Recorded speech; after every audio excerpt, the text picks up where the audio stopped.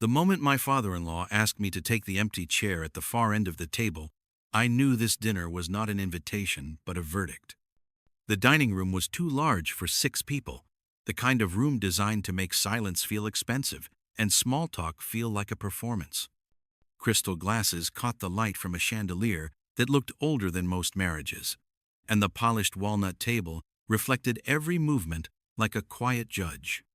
At the head of it all sat Harold Whitmore, my wife's father, hands folded, posture straight, eyes already measuring me with the same look he had used for decades, the look that said I did not belong. My name is Daniel Cross. I am 64 years old. I have been married to his daughter, Eleanor Whitmore, for 38 years. We live in a modest townhouse in the western edge of Portland, Oregon. 3 bedrooms, thin walls, a heater that rattles in winter, neighbors close enough that you learn their habits without trying. It is not impressive. It is home. Eleanor squeezed my hand as we sat down. That small gesture told me more than any words could. She felt it too. The tension, the unspoken weight hanging in the room like a held breath. Harold cleared his throat, a sound that once meant silence in every room he entered. It still did, out of habit, even though the authority behind it had started to crack with age.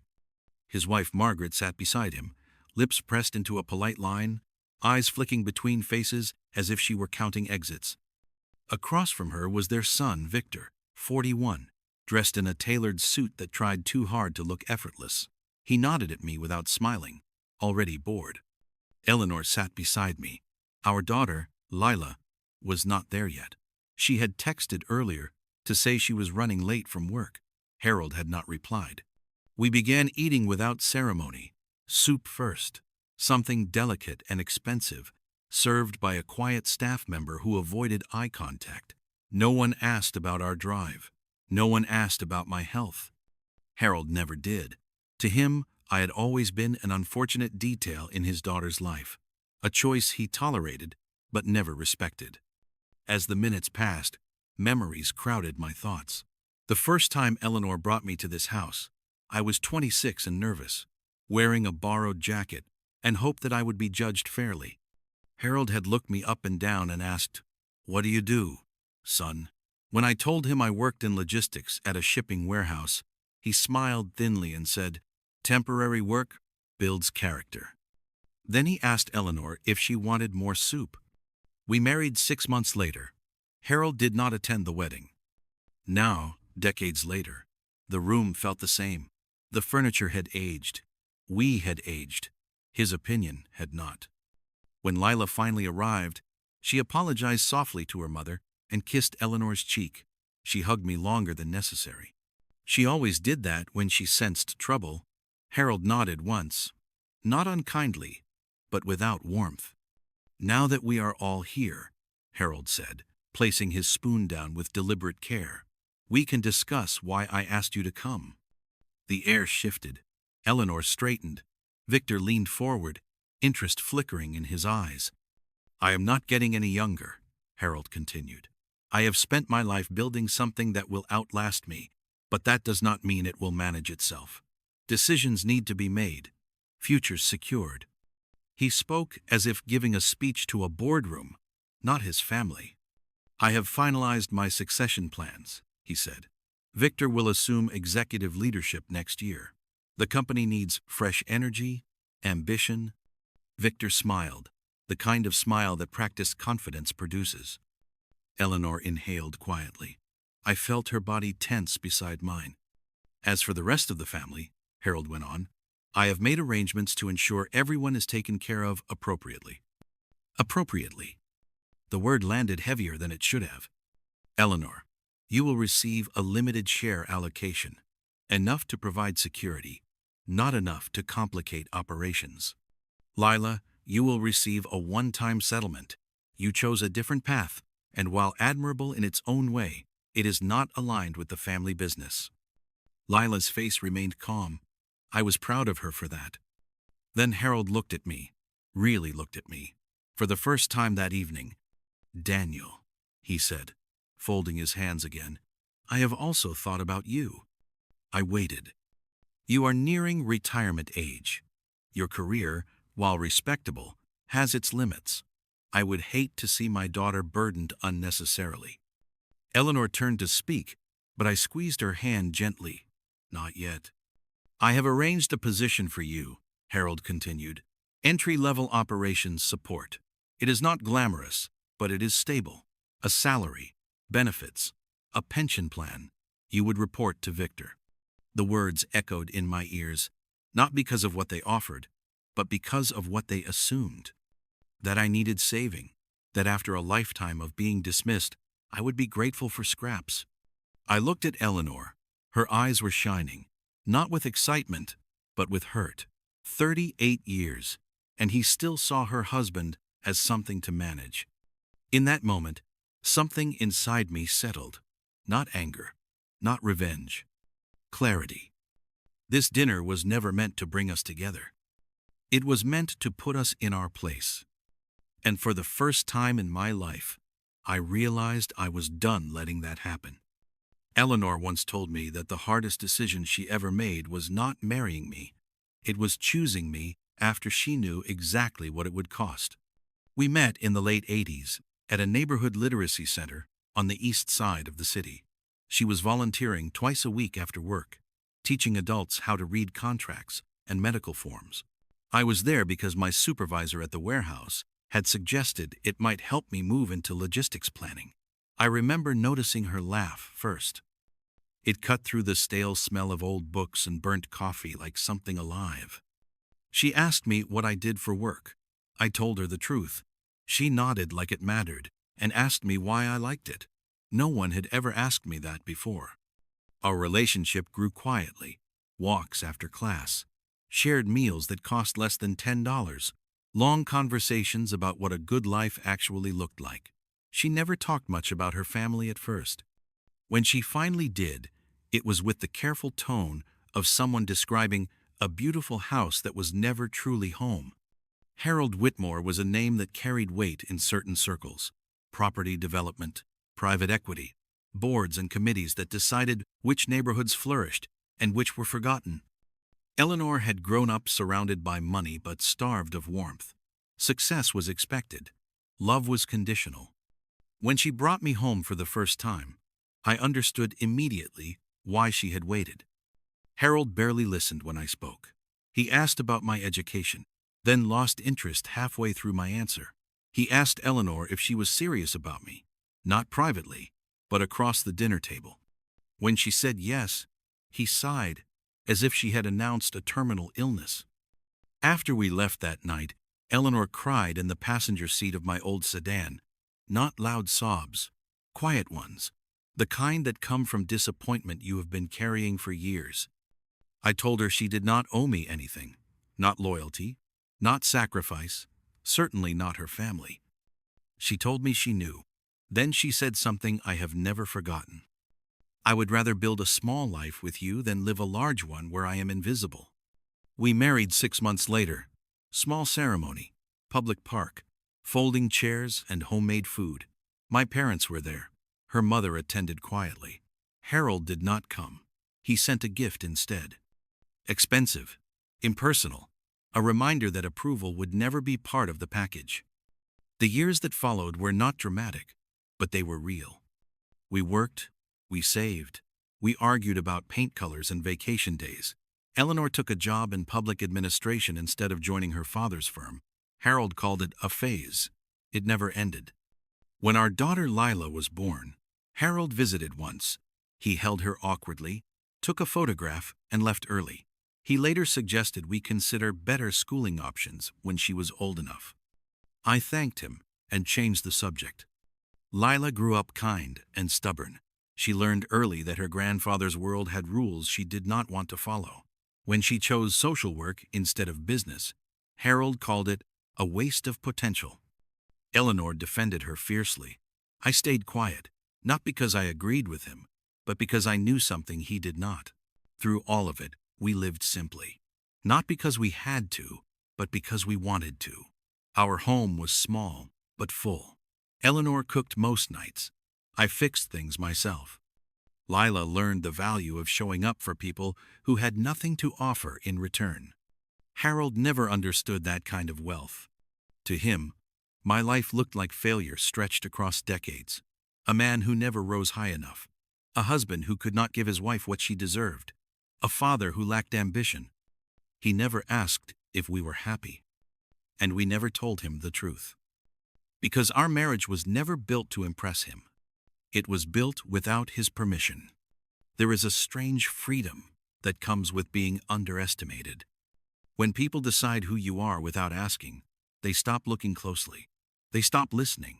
They assume the story is finished before it has even begun. For most of my life, Harold Whitmore had decided I was a man with limits, a man whose ceiling had already been reached. And because of that, he never once wondered what I did after work, who I spoke to on the phone, or why I never seemed worried about money the way other men in my position were. The truth is, my real life started long before Eleanor ever met me. I grew up in a quiet coastal town, far from boardrooms and private clubs. My grandfather was not a loud man. He never spoke about success in terms of winning. He spoke about leverage, patience, and timing. When other men chased visible rewards, he positioned himself quietly in places most people ignored. He worked in natural resources, not as a face, not as a founder, but as a partner. Silent, invisible, the kind of person whose name never appeared on plaques or press releases. When he passed away in the early 80s, I inherited what most people would have considered an inconvenience: deeds, contracts, minority stakes in operations that sounded boring and distant. I did not understand their value at first. I was young, focused on earning my own way. I took a job at a warehouse because I wanted to prove I could stand on my own feet.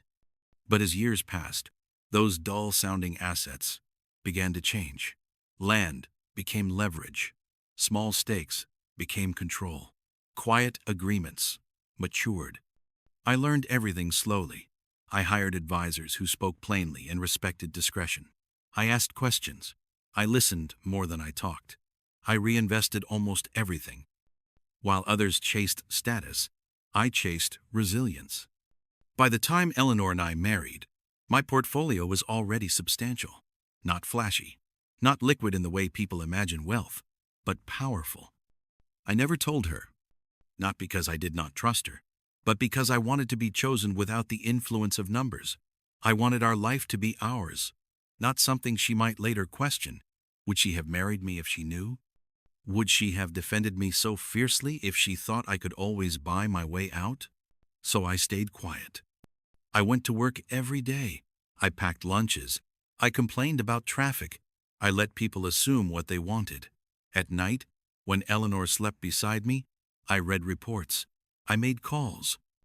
I approved investments that would not bear fruit for a decade or more. Money is loud when it is insecure. It demands attention. It shows up in conversations. The money I had was not like that. It moved slowly, purposefully, almost invisibly. By the time Leela was born, I had reached a point where working was no longer necessary, but I stayed. Routine mattered. Perspective mattered. And I liked knowing what a day of honest labor felt like. Harold never noticed. He saw the car we drove, the house we lived in, the vacations we took. He saw limitations where there were choices. He assumed scarcity where there was discipline. Sometimes, when he spoke about his business at family gatherings, I recognized patterns, risky expansions, debt structures that leaned too heavily on optimism. I said nothing. Not my place. Not yet. When his company began seeking outside capital years later, I noticed immediately. The numbers were strong, but the leadership was impulsive, ego-heavy, opportunity-rich. I invested the way my grandfather taught me, indirectly, patiently, through structures designed to keep my name out of sight. At first, it was purely strategic, a solid business, undervalued, strong assets. But over time, something else happened. I realized I was watching a man build an identity on the belief that no one like me could ever be equal to him. That belief made him careless. As my position grew, So did my silence. Not because I was afraid to speak, but because silence allowed clarity. It allowed me to see the truth without distortion. I never felt powerful. I felt prepared. Eleanor sensed that there was more to me than I shared. She never pushed. That was part of why I loved her.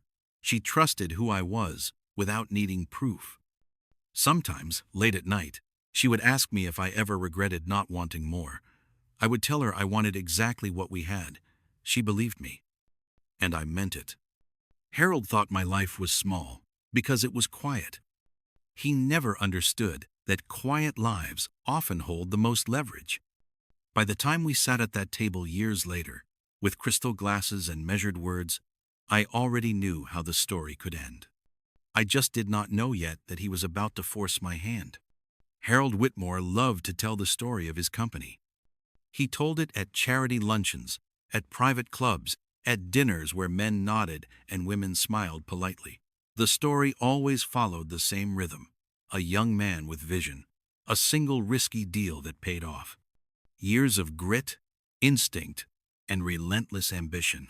According to Harold, everything that followed was the natural result of his brilliance.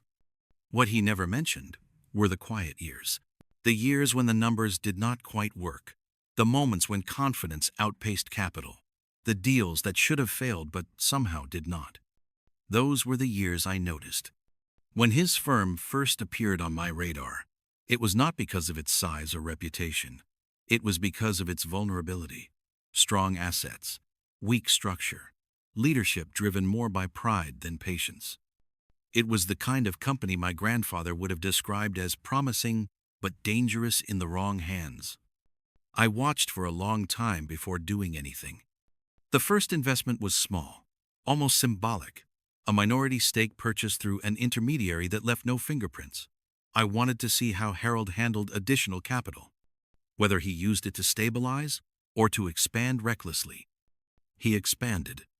The second investment followed when the company sought more funding to refinance debt tied to an overambitious commercial project. The banks were hesitant. The numbers were tight. The risk was obvious. I stepped in quietly, not as a savior, as a partner. By the time Harold boasted about weathering a difficult quarter, I already knew why he had survived it. Over the years, my involvement grew. Slowly, strategically, always one step behind the spotlight. I never attended shareholder dinners, never requested board access, never questioned decisions publicly. I let him believe he was alone at the helm. What Harold did not realize was that his confidence depended on a safety net he could not see. Every time his company teetered near a cash flow crisis, capital appeared just in time. Every time a lender hesitated, assurances followed. He attributed it to reputation, to relationships, to luck. He never considered the possibility that someone he dismissed entirely could be the reason his empire still stood. By the early 2000s, my position had grown substantial, large enough that walking away would have been irresponsible, large enough that my silence had become a form of influence. I knew the internal numbers better than he did. I knew which projects were bleeding money and which ones masked it. I knew about the personal hires disguised as strategic roles. I knew which executives were competent and which were protected by loyalty alone. I said nothing. Not because I lacked the authority to speak, but because I lacked the need. My life did not revolve around that company. His did. Sometimes Eleanor would mention something Harold had said at a family gathering, a new expansion, a bold move. I would nod and ask a question or two, careful never to reveal how much I already knew. She never suspected anything. To her, it was just business talk. To me, it was confirmation. The irony was not lost on me. Harold believed success was loud, visible, demanding recognition. He measured worth in titles and square footage and how people addressed him in public. I measured success differently, in optionality, in the ability to wait. There were moments when I considered telling Eleanor the truth, especially when Harold's disdain crossed into cruelty. But every time, I asked myself the same question. Would telling her change who we were? Or would it only change how others saw us? I always chose the first. The company continued to grow. On paper, Harold's vision appeared validated, but beneath the surface, cracks formed. Projects delayed. Budgets stretched. Decisions made to preserve appearances rather than sustainability. Victor entered the picture more formally around this time. Harold's son, eager, confident, underprepared. He was given authority without accountability. Sales attributed to him were supported by teams that never received credit. Mistakes were reframed as learning experiences. Nepotism is expensive. It rarely shows up immediately. It compounds. I noticed the warning signs early. Declining margins masked by aggressive expansion.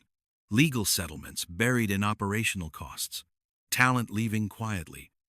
Still, I remained silent. Not because I was indifferent. Because as long as the consequences fell on Harold alone, I could tolerate his arrogance. But I watched carefully for the moment when his choices would harm the people I loved. That moment came slowly, then all at once. When he began speaking of legacy, of inheritance, of deciding who was worthy of what he had built.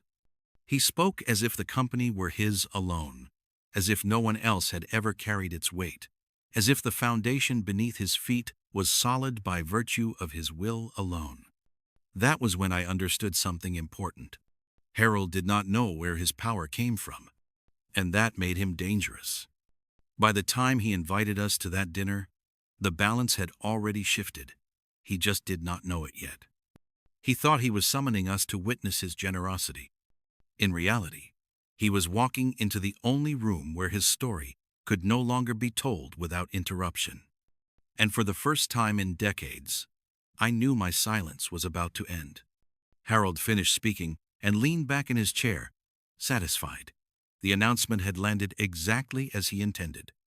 He had drawn the map of the future, assigned value to each person at the table, and expected gratitude in return. The room felt smaller suddenly. The chandelier hummed softly above us, a low electrical sound that reminded me of tension stretched too thin. Victor broke the silence first.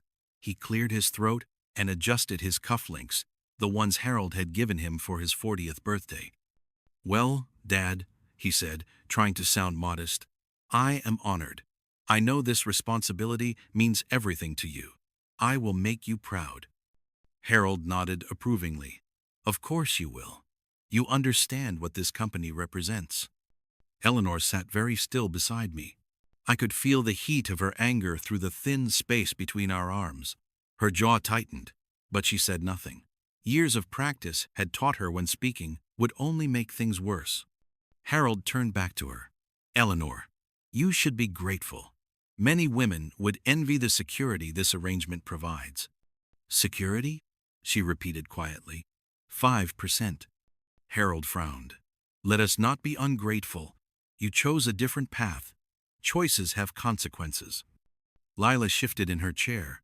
Her voice was calm, but there was steel beneath it. "Grandfather, you just told us what we are worth to you. I appreciate the clarity." Harold waved a dismissive hand. "This is not about feelings. It is about reality." Then he looked at me again. "Daniel," he said, "using my name the way someone uses a tool, I have not forgotten you." I met his gaze. For a moment, the room held its breath. "You have worked hard, in your own way," he continued. "But we both know you are approaching the end of your professional usefulness. I would hate to see Eleanor carry unnecessary financial responsibility." Eleanor turned sharply. "Dad, stop!" He raised a hand. "This concerns him." He folded his fingers together, leaning forward slightly, as if offering wisdom. "I have arranged a position for you at the company. Operations support. It is an honest role. 34,000 a year to start. Benefits included. A pension plan if you last long enough. You will report directly to Victor." Victor smiled. A quick reflex he did not fully control. Harold continued, "Think of it as a chance to finally contribute meaningfully to this family. At your age, stability matters more than pride." The words were not shouted. They were not dramatic. That made them worse. For 38 years, I had absorbed Harold's contempt in silence, his jokes about real careers, his sideways glances when I spoke, his habit of addressing Eleanor instead of me, as if I were furniture. I had learned to live with it because it only bruised my ego. This was different. This was him positioning himself as my benefactor in front of my wife and daughter, reducing a lifetime to a line item, teaching them, deliberately, how little he believed I mattered. That was the line. I did not raise my voice. I did not stand up. I did not look angry. I smiled. "Thank you for thinking of me," I said, "but I will have to decline." The reaction was immediate. Harold blinked. "Excuse me. I am not interested in the position." Victor laughed nervously. "Daniel, come on. You do not understand how rare this kind of opportunity is." "I understand perfectly." Harold's face hardened. "You are being foolish. You have no formal education relevant to modern business, no executive experience. This is a lifeline." "A lifeline," Eleanor said, her voice shaking now. "Or a leash." Harold ignored her. "Daniel, you have spent your life settling. Do not mistake stubbornness for dignity." I looked at Eleanor. She was watching me carefully now, as if she sensed something shifting beneath the surface. Lila leaned forward slightly, curiosity replacing her earlier restraint. Harold continued, "You should be grateful I am offering you anything at all. Many men in your position would beg. Begging has never been my style." Silence fell again. This time it was heavier. Even the staff had stopped moving. Harold's voice rose just a fraction. "Pride has limits. If you refuse this, you refuse the last chance to be taken seriously." I took a slow breath. "Harold," I said, "there seems to be a misunderstanding." His eyes narrowed. "About what?" "About who is offering whom an opportunity." Victor scoffed. "Now you are being disrespectful." "No," I said calmly. "I am being precise." Harold leaned back again, crossing his arms. "Then enlighten us." I reached into my jacket pocket, not dramatically, just deliberately, and placed my phone on the table between us. The screen lit up with a notification. Before I explain, I said, "I need to ask you something, Harold. Have you ever wondered who your largest external investor is?" The question caught him off guard. He frowned. "That information is confidential." "It is," I agreed, "but not to the investor." Victor leaned forward, irritation creeping into his voice. "What does this have to do with anything?" "Everything," I said. At that moment, Harold's phone buzzed. He glanced down, then froze. Color drained from his face as he read the message. His hand trembled slightly. "What is this?" he whispered. I met his eyes. "That, Harold, is the moment your assumptions expire." And with that, the dinner he had designed to place us beneath him became something else entirely. It became the beginning of the end of his certainty. Harold stared at his phone as if it had betrayed him. For several seconds, no one spoke. The hum of the chandelier grew louder in my ears, or maybe that was just the sound of decades collapsing inward. Victor leaned closer, impatient, and snatched the phone from his father's hand. "What is this supposed to be?" Victor snapped, scanning the screen. His confidence faltered almost immediately. The smile vanished. His jaw tightened. Margaret rose slightly from her chair, anxiety flashing across her face. "Harold," she said softly, "what does it say?" Harold did not answer her. He was still looking at me now, eyes narrowed, searching for a crack in my composure. He had spent his life reading rooms, reading people, and for the first time, he could not tell whether he was being challenged or mocked. "It is a disclosure notice," I said evenly. "Filed this morning. Beneficial ownership, the kind you only receive when someone stops being invisible." Victor laughed, sharp and hollow. "This is a mistake. Some accounting error. Daniel does not have this kind of money." I tapped my phone once, then turned the screen toward them. The document was simple. No embellishment. Just numbers, dates, Percentages. 47%, I said.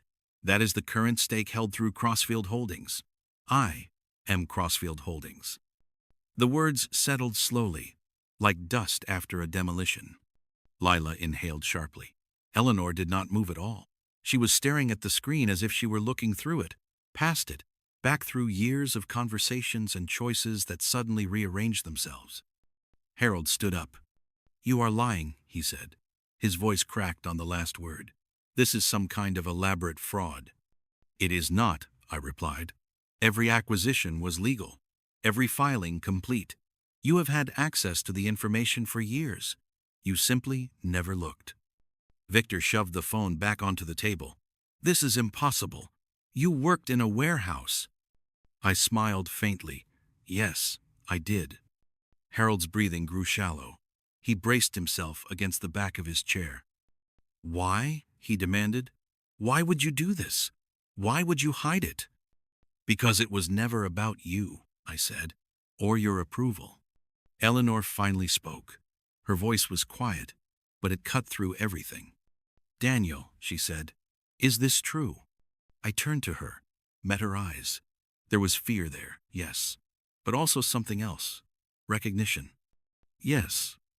She nodded once, not angry, not relieved, just processing a truth that had waited patiently for decades.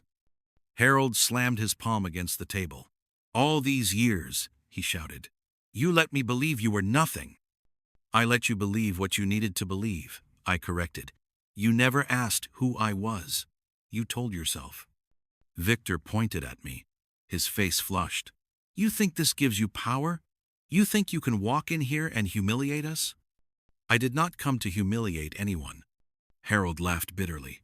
"Then what is this? A joke? A performance?" "This is accountability." I straightened slightly, not out of dominance, but clarity. "I have been your largest shareholder for over 15 years. I know the company's real financial health. I know which projects are profitable and which are bleeding cash. I know about the settlements paid quietly to avoid public scrutiny. I know which executive roles exist to reward loyalty rather than competence." Margaret gasped. Victor's face drained of color. "You do not get to say that," Victor snapped. "You are not part of this family." Eleanor stood up. "He is my family." Her voice did not shake. For the first time that night, Harold looked at his daughter, as if seeing her fully.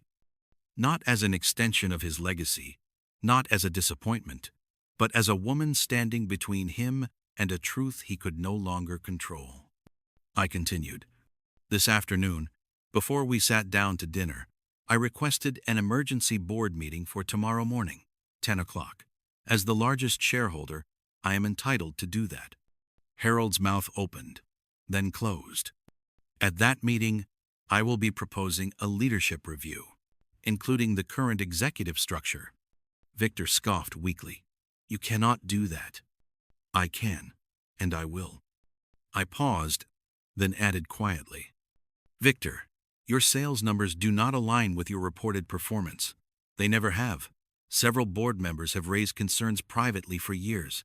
Tomorrow, those concerns will be discussed openly." Victor turned to his father. "Dad, say something." Harold looked suddenly old, smaller. The certainty he had worn like armor lay shattered at his feet. "You planned this," he said to me. "All of it." I shook my head. "No, I planned for possibilities. Tonight was your choice."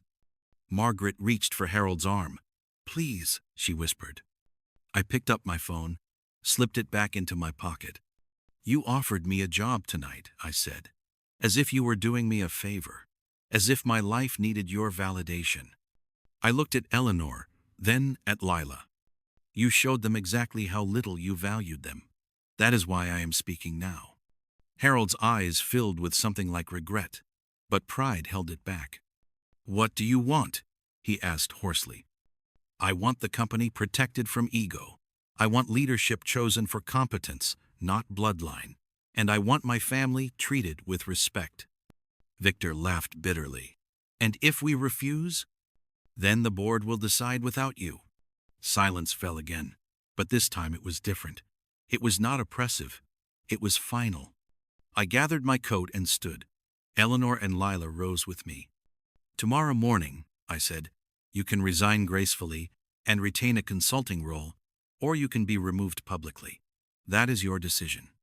As we walked toward the door, Harold spoke one last time. "You never needed to do this," he said. I turned back.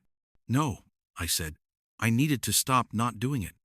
And then we left, closing the door on a dinner that was meant to diminish us, but instead revealed who truly held the power all along.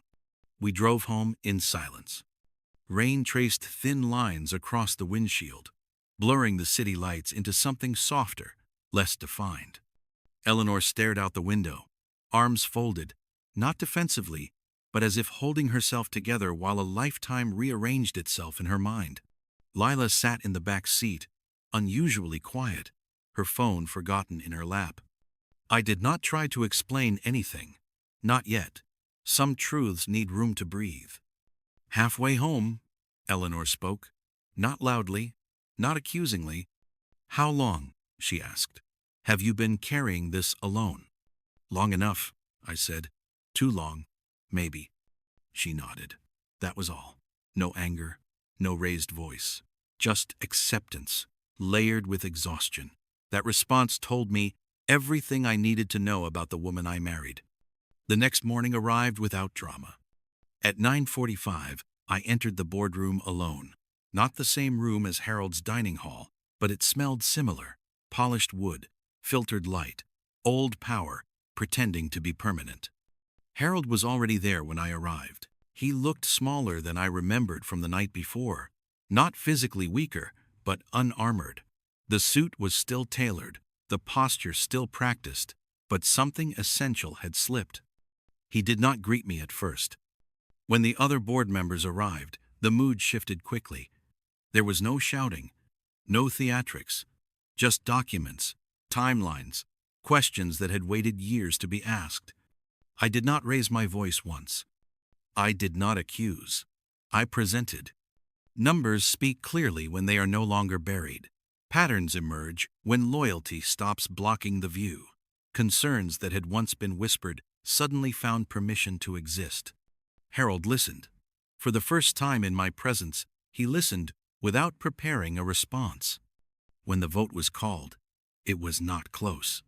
Harold was offered the option I had promised: a dignified resignation, a consulting role with limited authority, a statement prepared in advance, emphasizing family priorities and personal reflection. He accepted. Victor did not speak. When the board placed him on temporary leave pending a full performance review, he stared at the table as if it had betrayed him. For years, the table had protected him. That protection was gone. After the meeting, Harold asked to speak with me privately.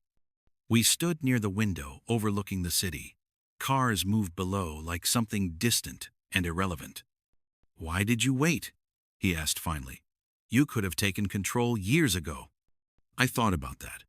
"Because power used too early looks like ego," I said. "Power used too late looks like fear." I waited until it mattered. He nodded slowly. "I was wrong about you," he said. His voice was flat, not apologetic, not defensive, just tired. "Yes," I replied. "You were." He winced, as if the simplicity of the truth hurt more than any insult. "I thought success meant never being questioned," he said, "never appearing weak." I looked at him. Real strength is choosing not to humiliate when you could. He did not respond. That afternoon, Eleanor called me. She had spent the morning walking, thinking, replaying conversations from years ago with new context. "You never used it," she said. "The money, the power, even when he hurt you." "I did not need to," I replied. "I had you." She was quiet for a moment. "I wish I had known," she said, "but I understand why you did not tell me." That was everything I had hoped for. In the weeks that followed, the company stabilized. A professional executive was brought in. Projects were paused, reassessed, corrected. The culture shifted, slowly, authentically. Victor resigned shortly after. Harold kept his word. He stepped back. He did not fight publicly. Pride bruised, not shattered.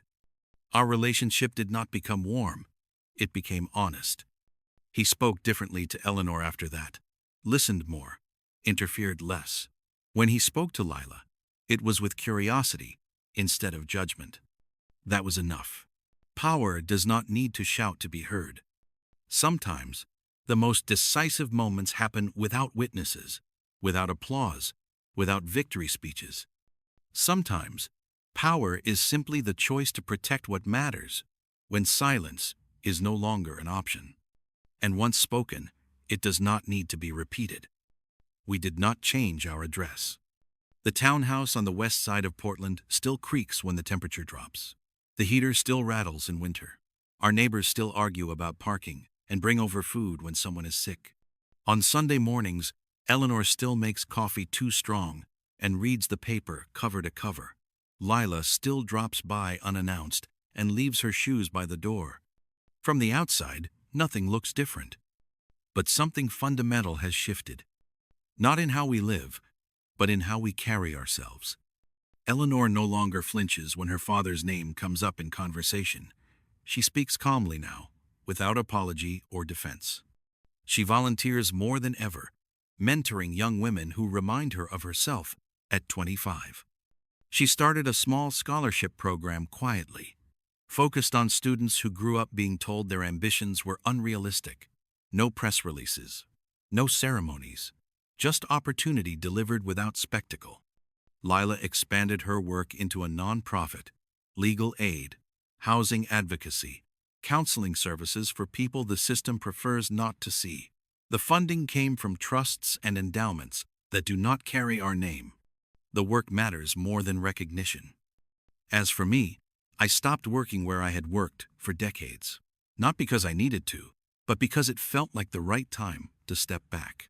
I still wake up early, still read reports, still take calls. The difference is that now, when I say no, it is because I choose to, not because I am afraid of being misunderstood. Harold and I reached a quiet understanding. We are not close. We likely never will be, but he listens now. When Eleanor speaks, he does not interrupt. When Lila visits, he asks questions and waits for the answers. That change did not come from confrontation alone. It came from consequence. I learned something through all of this that surprised even me. Money did not change our values. It revealed them. For Harold, money had always been proof of worth, proof of success, proof that he could not be dismissed. When that proof was challenged, everything else wobbled. For us, money was never the point. It was a tool, a buffer, a way to protect time, dignity, and choice. The moment it became loud, it would have lost its purpose. People often ask why we live so simply when we could live differently. The answer is uncomplicated. We already have everything we wanted. A marriage built on choice, not leverage. A daughter who measures success by impact, not status. A home where respect is not negotiated. A life where silence was once protection and truth, when finally spoken, was measured and exact. That is real wealth. Not the ability to dominate a room, but the ability to walk away without regret. Not the power to impress, but the power to protect. Not the applause of strangers, but the quiet certainty that the people you love know exactly who you are. I learned long ago that some people chase legacy by building towers with their names on them. Others build it by making sure no one they love ever has to feel small at the table again. I know which one lasts longer. 5 life lessons from this story. 1. Respect is not demanded. It is earned through consistency. 2. Money amplifies character. It does not create it. 3. Real power is quiet until the moment it must speak. 4. Protecting family sometimes means ending long silences. 5. A simple life chosen freely is the richest life there is. The greatest privilege is not wealth, but choice. and the greatest responsibility is knowing when to use it. If this story made you reflect on power, dignity, or family, what lesson did you take from it? And which city are you watching from? Please like, share, and leave a comment below.